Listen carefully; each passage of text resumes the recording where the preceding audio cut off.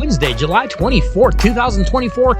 You are listening to the Daly Dose Sports Podcast, and I am your host, Clint Daly, coming to you from Mile High City here in Denver, Colorado, and we are back for another week of talking sports with a dose of common sense. Hey, happy Wednesday to you. Hope your week is going well. I hope you, your family, your friends, everyone in your world is staying strong and staying healthy right now. And yes, we continue during this very dry time of year, at least sports-wise. But hey, we did have some huge world news this week as our current sitting president of the United States announced that he would be doing something that Miami Dolphins wide receiver Tyreek Hill seems to be incapable of doing. He is pulling out of the presidential race. Oh, no, you didn't. Yeah, pretty wild. Wild times we're living in right now. And if you were surprised that Joe Biden is not going to be running this November, just imagine how he's going to feel when he finds out. I mean, he's probably going to be pretty upset. So they are basically saying, and I don't want to get all political here. This is the political podcast, but they're basically saying that Joe Biden is not capable of running the country for the next 4 years.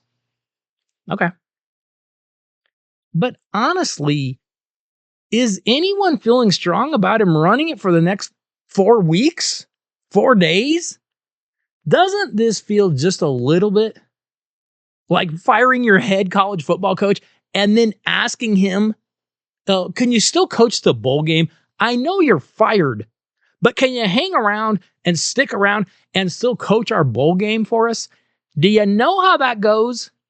Yeah, I think you do.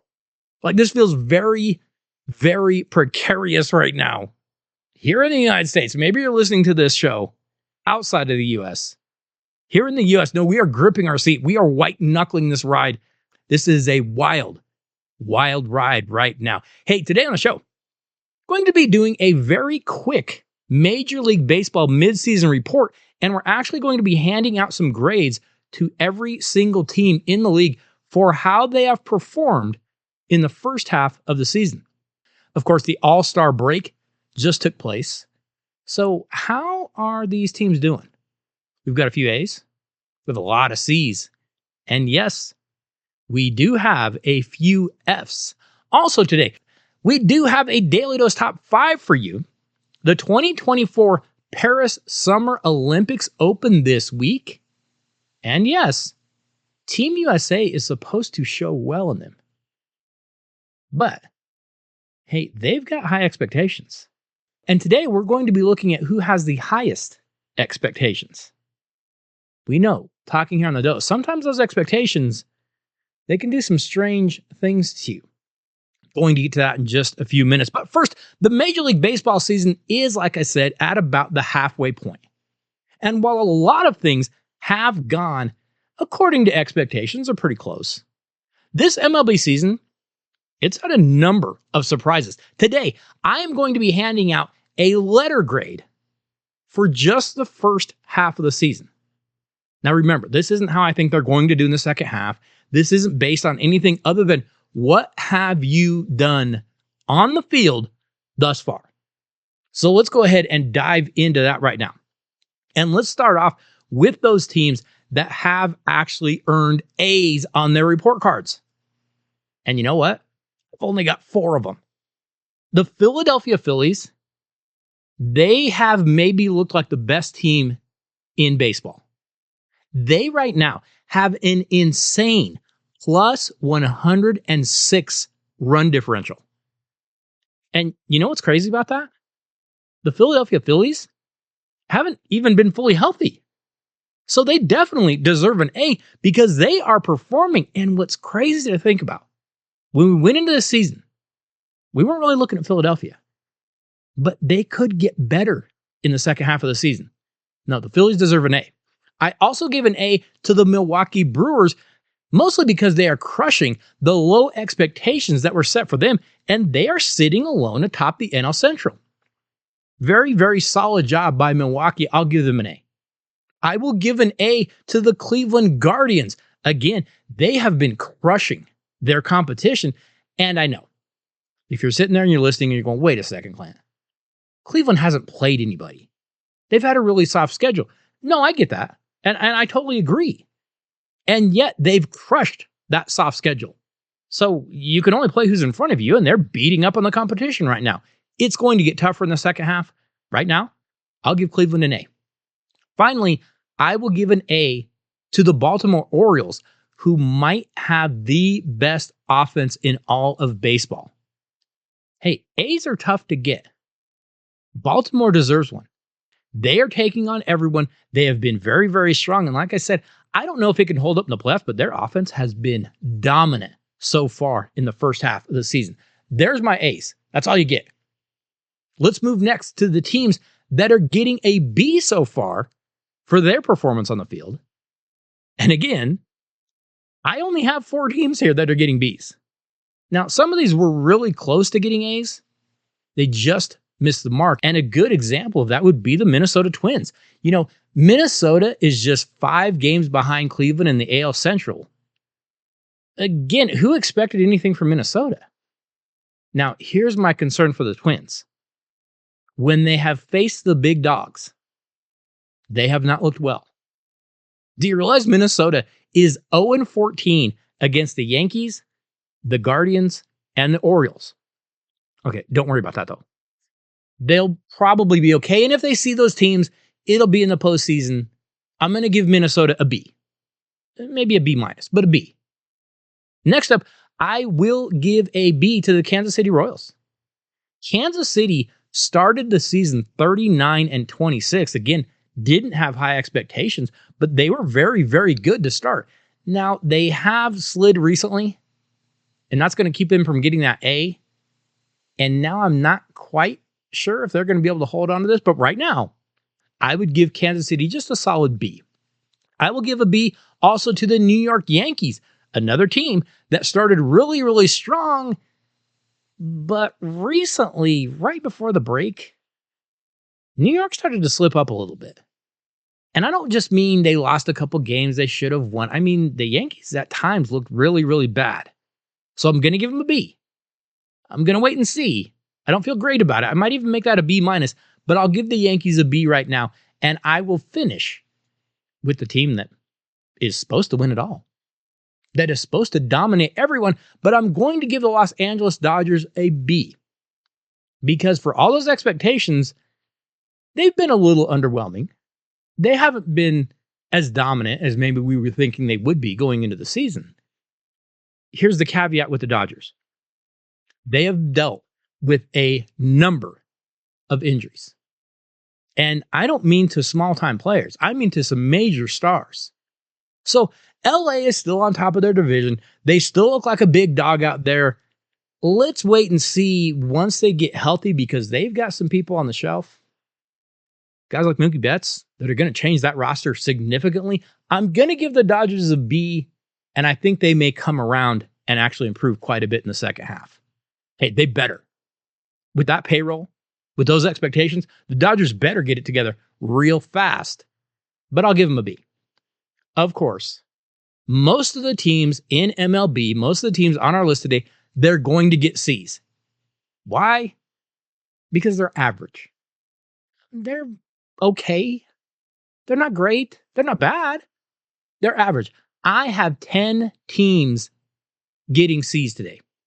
Now, you might hear this. You might not be happy that I'm giving these teams C's, but remember, C's get degrees. These teams could still rally. I'm going to give a C to the Pittsburgh Pirates. I mean, the Pirates have been mostly average, aside from the pitching of those 2 rookies. Hey, Paul Skeens and Jared Jones have been phenomenal. Super exciting. Brought some life to that team. But aside from those 2 rookies, are the Pirates really doing that much? No, they're okay. They're very average, and they get a C. Next up is a team that I always kind of talk myself into. They're going to be better than we think they are. This year, no, they're not. They're just average. The Tampa Bay Rays are the definition of average this year, but they haven't been healthy. They've been very, very banged up, so I'll put Tampa on the C list. The San Diego Padres, I'm actually going to give them a C+. They just missed getting a B. Hey, they're fun. They're exciting to watch. But they also lose games they shouldn't lose. They also have nights that you're like, you don't look very good tonight at all. It's one thing to have a lot of C nights. Some nights, the Padres look like A team, and some nights they look like F team. For that reason, I'll put them right in the middle. I'll give them a C, but they could make a run. The Houston Astros started the season terrible. They went 12-24 to start the season, but Houston is showing signs of life. They rallied. They are now on top of the AL West in a year that start kind of looked like maybe they were doomed. Hey, maybe Houston's going to finally start to slide, but they're getting better and they're going to get healthy. They're going to get a few key players back. Houston is probably on the rise. I'll give them a C though, because that was a horrible start. The Atlanta Braves had really high hopes this year, and hey, they're still primed to heat up, but they've been very underwhelming so far. What happened to that offense? They used to know how to find ways to win. They would manufacture runs. Right now, that's not happening. Atlanta gets a C. Now, the New York Mets are kind of a weird C because we didn't have any expectations for the Mets this year. Well, when the season started, everyone looked right. Yeah, the Mets looked very, very average. They started slow, but they've heated up recently. And they've heated up to be, again, solidly average. I'll give the Mets a C. The St. Louis Cardinals are just 5 games behind Milwaukee. They are in second place in the NL Central. And hey, the Cardinals could make a run. They should improve in the second half. But the problem for St. Louis right now, they're not getting much production from their bats, and they're not getting much production from their outfielders. They're not getting much production from their big name players. Yes, I'm looking at you, Nolan Arenado. When are you going to step up? Paul Goldschmidt, when are you going to step up? Right now, the Cardinals look like an average baseball team to me. Could they get better? Yes. Should they improve? Absolutely. Just have your stars step up. That would be a big step in the right direction. Now, our next C is going to go to a team that it is crazy to think about this. But remember that the Arizona Diamondbacks went to the World Series last year. Like, that really happened, right? That wasn't like a fever dream, was it? Right now, the Arizona Diamondbacks are just barely above 500. So, yeah, they get a C. Now, this next team might be deserving of a B, I won't lie. The Boston Red Sox, they are at least in contention for a wild card spot. And the reason that people are high on the Red Sox right now isn't because they've looked so great. It's because no one expected much from them. Like, we were looking at Boston and saying, well, this is kind of a rebuild. They're kind of still in the mode of getting their people. Well, they look a little bit better than we expected. So a lot of people are looking at Boston going, hey, this is the real deal. Well, you're in contention for a wild card. And because we weren't expecting much, everyone wants to, hand out A's. But I will give Boston this. They've played a pretty tough schedule. They are a plus 40 in run differential. However, for as well as you've played, and you've played better than we thought, Boston is still sitting in third place in their own division. So I'm going to give you a C. Our last C is going to go to those Seattle Mariners. Now, when you hear that, you might say, come on, Seattle deserves better than that. They almost got a B. You're in second place in the AL West, but it is the AL West. I mean, it's like winning the Pac-12. Who cares? No one. So, very good job. But it's the AL West, and it doesn't really look like it's really all that tough. Big deal. So let's move on to those teams that we are giving Ds to. Yes, those teams that have been a shade below average. I've got 6 Ds to hand out. And I'm going to start with the Chicago Cubs, who should have been a playoff team last year. Remember last year? We were looking at Chicago going, hey, they might make this run. They might get into the playoffs. And then when the season begins this year, you're like, okay, we remember the run you were on. You were kind of putting some things together. All right, let's go. Go be a playoff team. Well, now it kind of looks like they're regressing. Do you realize Chicago is now at the very bottom of the NL Central? Yeah, you get a D for that. I'm going to give the Cincinnati Reds a D, and they're lucky to get the D because I thought about giving them an F. The Reds did have some expectations going into the season. They were picked by a number of people to be a playoff team. The Cincinnati Reds are 5 games under 500, and that's not the bad news. The bad news is you've played a pretty soft schedule. What's going to happen when you start playing the good teams? Yeah, Cincinnati, I'm a little bit concerned for you. You might be lucky you got the D. Now, I actually believe the Washington Nationals are improving. They have a good young squad. They might be on the rise. It seems like they're improving, but again, your record is who you are. And while they're young and while they're improving, the Nationals are 7 games under 500. I can't give you a C. You're below average. I'll give you a D. The San Francisco Giants were aggressive in the offseason. Well, they tried to be. They were expected to compete for a playoff spot. Hey, they did go out and add some names. I mean, the Giants went out, they get Blake Snell, they get Matt Chapman, they get Jordan Hicks, they get Robbie Ray. So why in the world are the Giants 11 games back in the NL West? Well, mostly because they're not getting any production from those players. And here's the worst part for the Giants, because that's bad enough. Their run differential right now is a negative 27. Really? San Francisco? Yeah, they're just not very good. They're below average, and they get a D. Our final D grade goes to the defending champion Texas Rangers, who honestly, at this point, it feels like they're doing their best to convince us that World Series title last year was a total and complete fluke. Like they had no business winning it. The Rangers are 6 games under 500. Their offense is doing nothing. Their pitchers are banged up. If the Rangers are going to make a run, it had better start soon. And I know the run they went on last year. And maybe they're looking around and saying, hey, we can do that again. I don't know if I buy it. This team doesn't look the same. This team looks like they kind of fluked their way into a title. Hey, all the best. Well done. You got a ring. And yet, I'm looking right now at Texas and going, yeah, it's not a very good baseball team. I don't know if they're fat and happy, just got sloppy.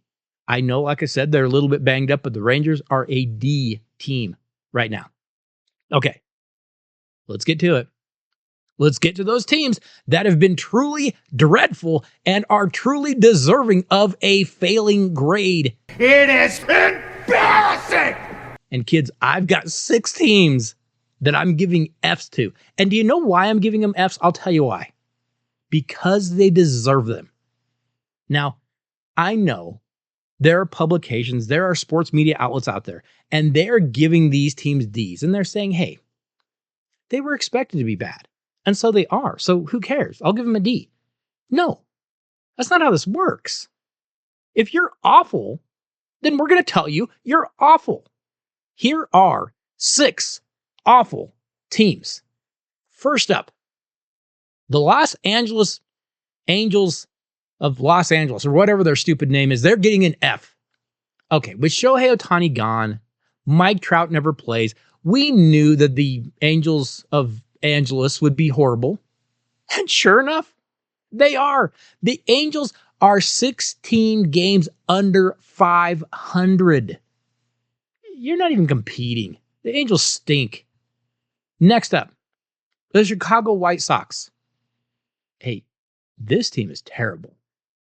In a year of some really, really bad teams, the White Sox might be the worst team in Major League Baseball. Do you realize the White Sox have a record of 27-73 at the All-Star break? Like I said, that is something special this year because there are some terrible teams in Major League Baseball. The White Sox are going out and really proving, no, we're worse than any of you. Like they are putting their head down. They are focused. They're going to prove they are the worst. Well done. Chicago, you're doing well. The Miami Marlins, somehow, again, kind of seems weird now. They made the playoffs last year. Do you realize that? That's pretty amazing. Well, what in the world happened? Because right now, the Miami Marlins are last in almost every statistical category. Miami is 28 games back in the NL East. What an absolute and utter disaster. The Marlins are an embarrassment this year. Now, the Oakland A's are a prime example of one of those teams where the experts are like, okay, yeah, they're a mess, but they're tanking. They're trying to move. Hey, they've won 39 games. Cut them a little slack. Nope. Not going to be able to do it. Hey, spin it however you want. Ownership's a mess. The team is a disaster. They're trying to tank. They are headed to another 100-loss season. That's horrible. If you even cried, you could at least win a few games. They don't even try. They are horrible. And maybe the most disappointing team in all of baseball, across the board, is the Toronto Blue Jays.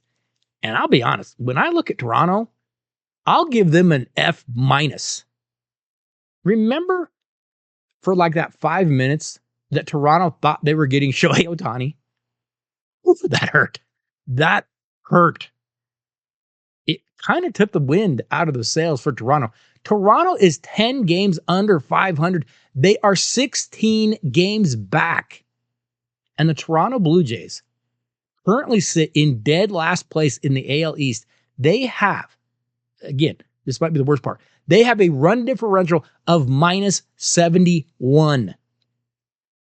This is not a team without talent. And that is the reason they're getting an F-. Because they're doing nothing and they have some talented players. Hey, kids, get ready for a fire sale. It's coming. Toronto's about to host a big fire sale, and someone is going to end up with some big-time talent. Vlad Guerrero, Bo Bichette. Hey, there are some big suitors that are going to come that would love to add a couple of guys like that. And the Blue Jays are probably going to sell them off for cheap. So we finish off our 2024 Major League Baseball midseason grades with our final F. And come on, who else could it go to but the complete and utter disaster that is my hometown, Colorado Rockies. Growing up in Colorado, I had hoped someday we would get Major League Baseball. We had minor league teams. I remember going to games. We had the Denver Bears. We had the Denver Zephyrs. And, we would go to those games. They were fun. They were cheap. They were at Mile High. We'd go down there. You could sit up close. You could catch a foul ball. It was a great time.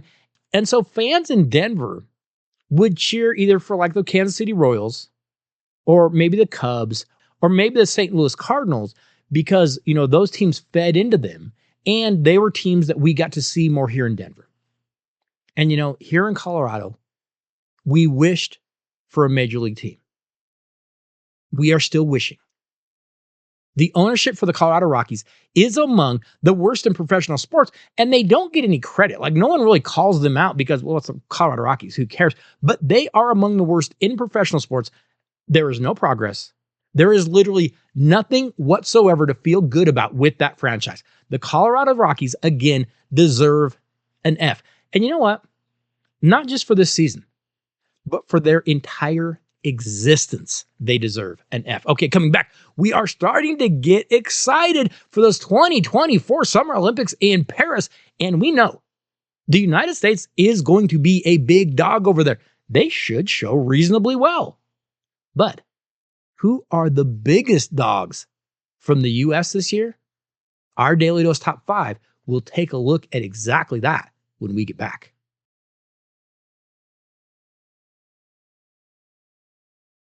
Now, as we do so many weeks here at the Daly Dose, we need to get to our Daly Dose Top 5.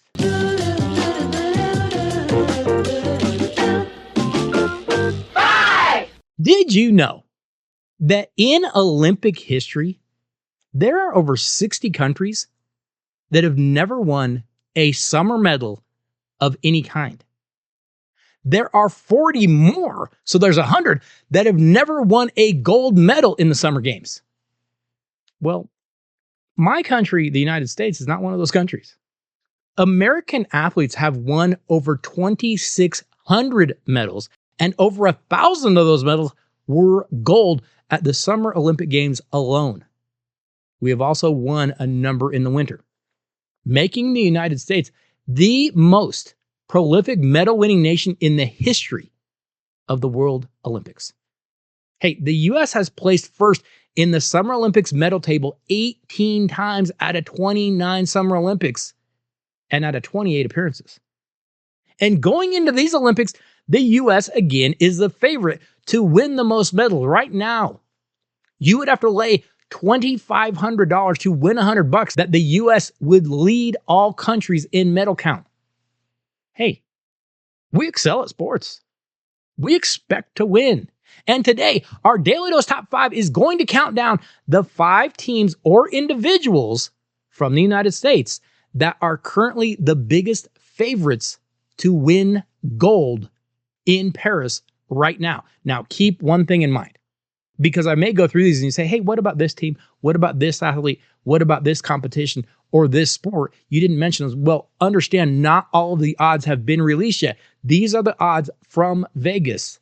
Who is actually the heavy favorite from the U.S.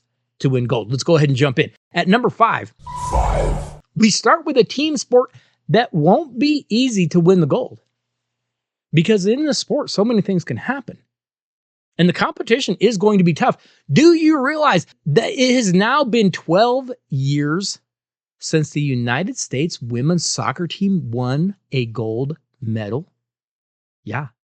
It was back in 2012 that the U.S. team beat Japan 2-1 in the title game. They won the gold at the London Olympics in 2012. And they haven't won it since. They lost to Sweden in the semifinal game in 2016, and they had to settle for bronze back in 2020. Hey, this year it won't be easy. Team USA has mostly been rebuilt from those teams. Gone are the Rapinos and the Morgans. Now we have players like Lindsey Horan and Crystal Dunn leading the way. Yeah, it's a new group. But hey, this team is still talented. The United States is a slight favorite. They are a plus 150 right now over Spain, who is a plus 220. So if I bet 100, I would get 150 back that the U.S. will win gold in women's soccer. Host France is a plus 400. Now, can the U.S. women's team do what the last 2 teams have failed to do? We'll see. The United States women's soccer team comes in today on our list of favorites to get gold in Paris at number 5. We move on to number 4.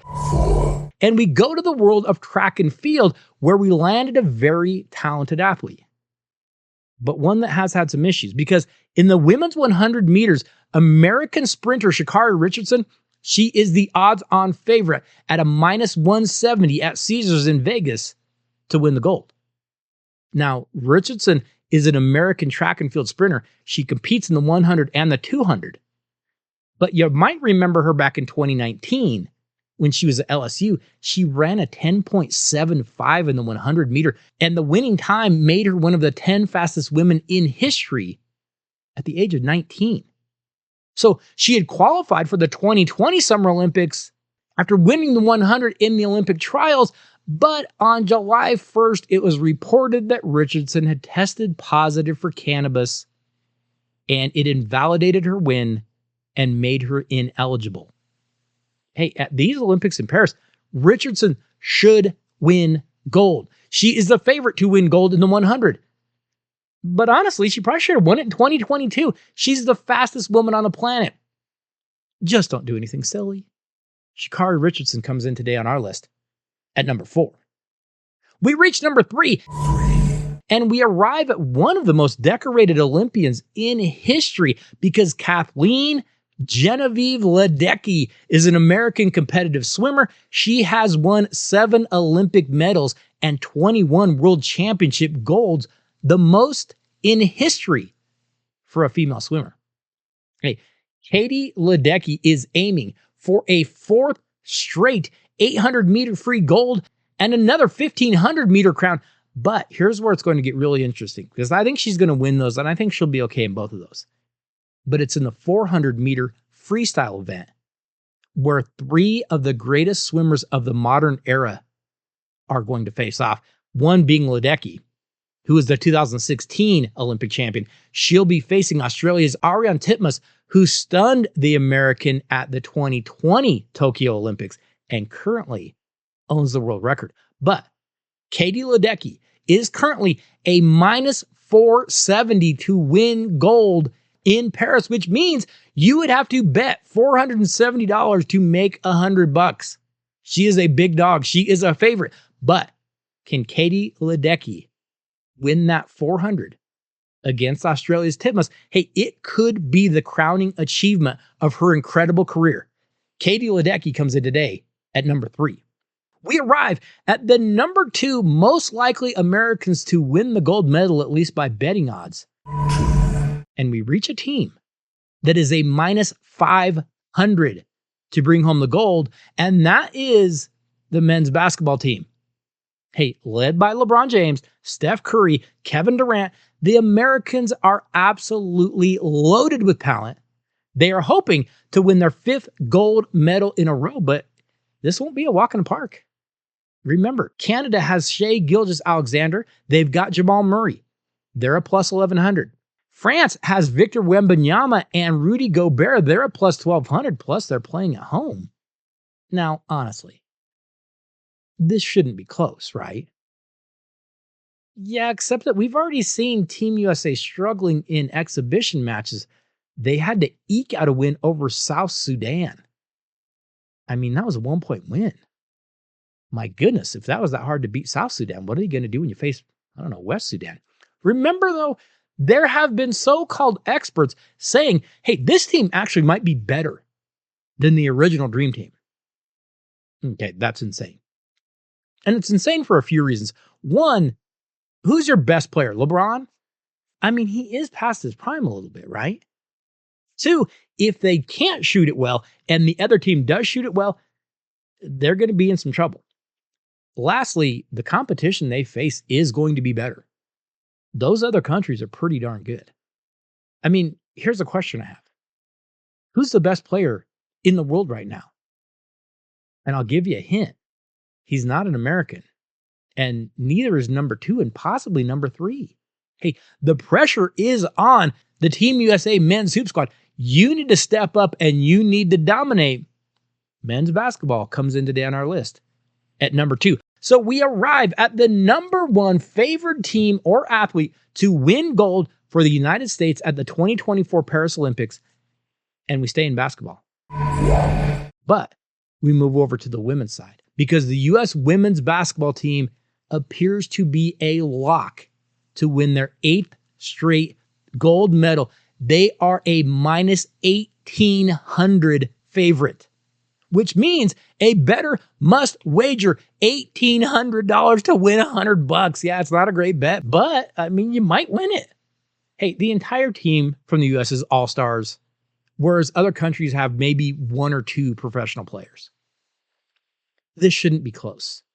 The next closest teams are Australia and Spain at plus 2,200, and then you have France at plus 2,800. The U.S. roster is stacked. Aja Wilson, Kelsey Plum, Jewel Lloyd, Nafrisha Collier, Diana Taurasi. Come on. This isn't even going to be close. Team USA women's hoops is one of the most dominant in all Olympic sports. Do you realize that our women basketball players have a 70-3 record in Olympic play, and they have won 7 consecutive gold medals?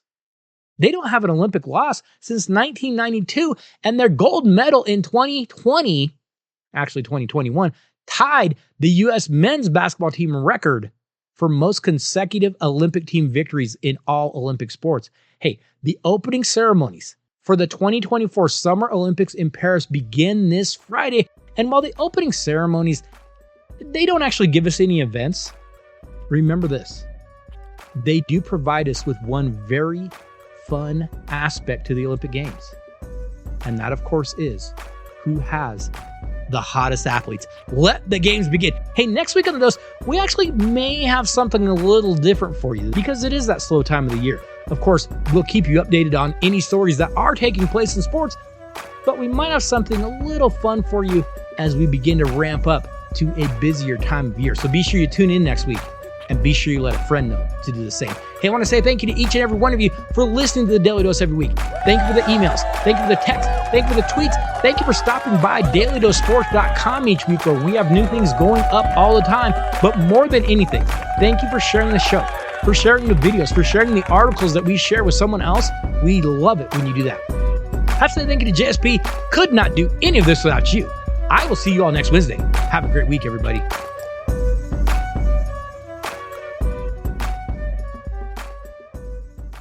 It is embarrassing!